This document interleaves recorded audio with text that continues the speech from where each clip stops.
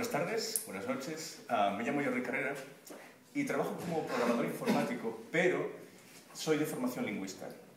Y como lingüista estudio, entre otras cosas, el significado de las palabras, como Danilo más o menos ya presentaba antes. Y dado que la reunión de hoy es las cosas sagradas, me interesaría explorar el significado de lo sagrado.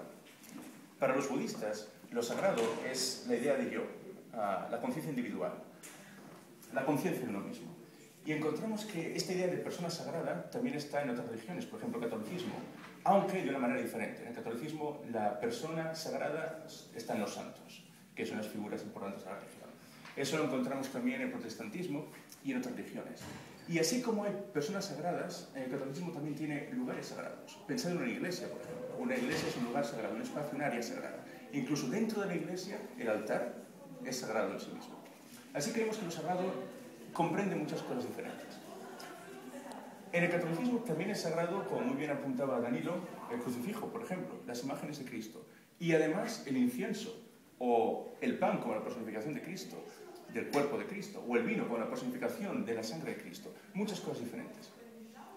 Si nos vamos al pasado remoto, a la época de las antiguas tribus primitivas, encontramos creyentes que veneraban la naturaleza, los bosques, los ríos, el cielo y la tierra y los pantanos, cualquier cosa que les inspiraba respeto. Y en una época más moderna encontramos en el siglo XIX la filosofía de una vida más elevada, que creía que lo sagrado era todo aquello que una persona amaba. Si una persona amaba algo, aquello era sagrado. Para esa persona es igual, es sagrado para esa persona, así que ya es sagrado. Vemos que es un concepto muy amplio. Pero, por amplio que sea una categoría aparte, como también apuntaba Danilo, encontramos a los romanos, los habitantes de la antigua ciudad de Roma, del Imperio Romano. Los romanos seguramente fueran el pueblo más creyente que haya existido jamás. Creían en prácticamente cualquier cosa. Tenían, por supuesto, los dioses del cielo, de la tierra,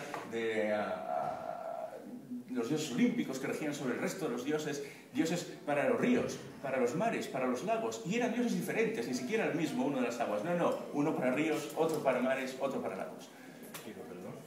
Y además de eso tenían dioses, por ejemplo, para los instrumentos que usaban en el campo.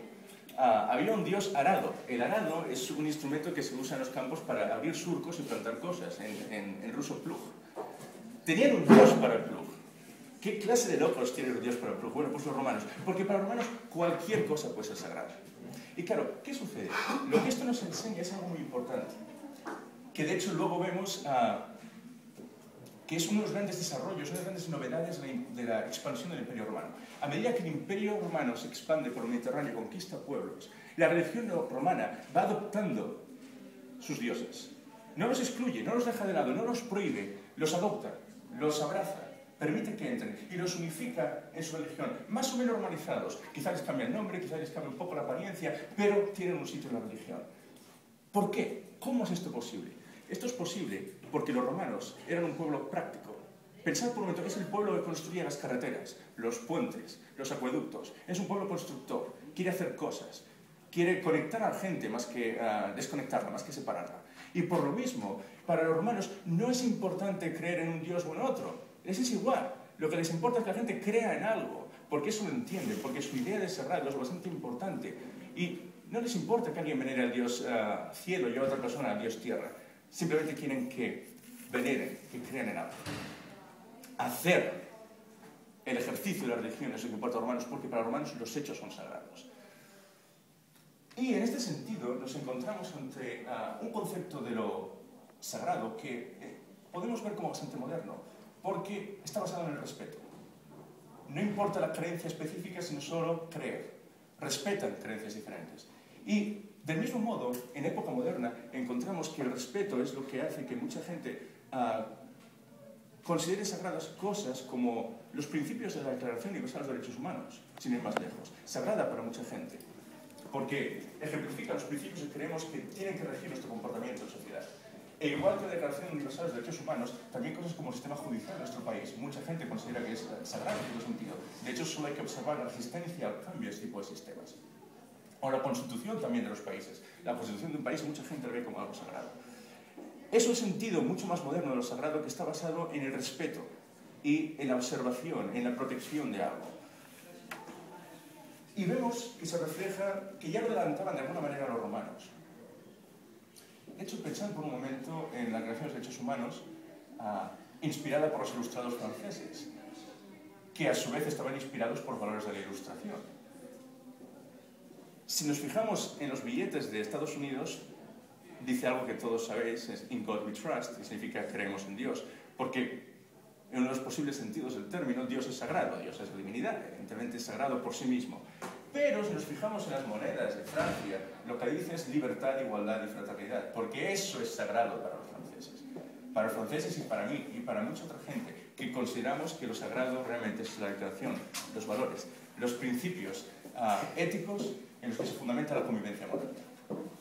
De hecho, fue también un pensador francés, un ilustrado, Voltaire, quien dijo aquella famosa frase, para mí realmente muy importante, no estaré de acuerdo con lo que dices, pero defenderé hasta la muerte tu derecho a decirlo.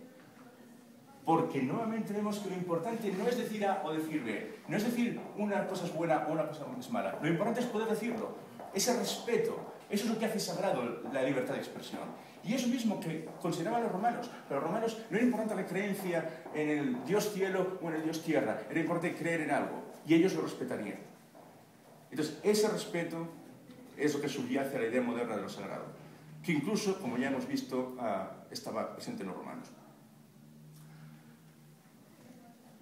Ese respeto a lo que hacen las personas, a los hechos, es lo que hace que los hechos a su vez sean sagrados. Y yo, como lingüista, y en el sentido científico, creo también que los hechos son sagrados. Creo que lo que fundamenta la verdad, nuestro conocimiento del mundo y nuestra visión de la realidad, es que tengamos información sobre cómo son las cosas, los hechos normalmente. Pero también creo que la demostración es importante. Como para los romanos no creían que el fe o el dogma fuera importante, sino el ejercicio, como ya he dicho. El ejercicio vuelve a ser hecho. Y me gustaría acabar con una anécdota en este sentido, en el sentido de las acciones, que me parece muy relevante. Una profesora le pidió a los alumnos de su clase que dibujaran lo que quisieran. Y una niña, María, cogió rápidamente el lápiz y se puso a dibujar. Y la profesora se le acercó y le preguntó: María, ¿qué dibujas? Y la niña respondió: voy a dibujar a Dios. Y la profesora le dijo: pero María, nadie sabe qué aspecto tiene Dios, ¿cómo puedes dibujarlo? Y ella respondió: lo sabrán enseguida. Porque los hechos, si nosotros creemos en algo, es lo que hace eso sagrado.